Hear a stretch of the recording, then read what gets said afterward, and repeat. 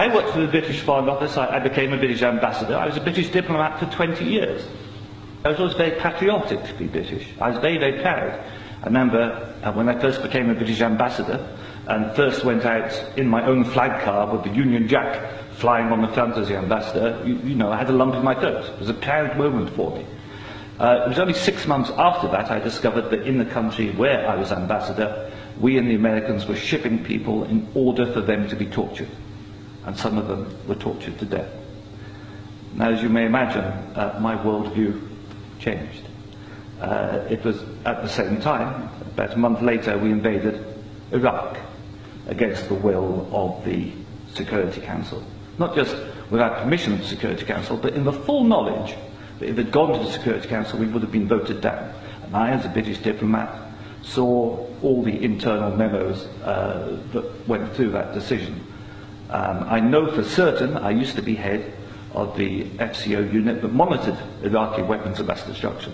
I know for certain, I can tell you, that they knew there weren't any. It wasn't a mistake, it was a lie. I think it is impossible to be proud of the United Kingdom. I think when we invaded Iraq, we did to the United Nations what Hitler and Mussolini did to the League of Nations.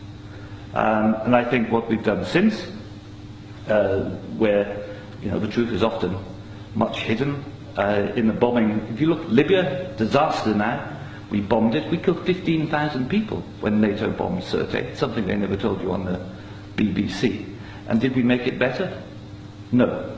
I saw in Uzbekistan, I saw the gas contract signed by Enron and a company called Unocal, which George Bush Sr.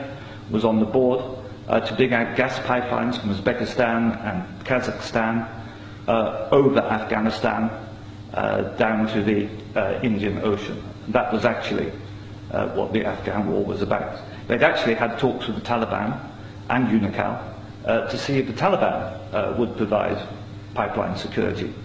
The person who held those talks was the consultant for Unocal, who's a certain Mr. Karzai, who, after being employed by George Bush Sr. as a consultant, went on to become president of Afghanistan.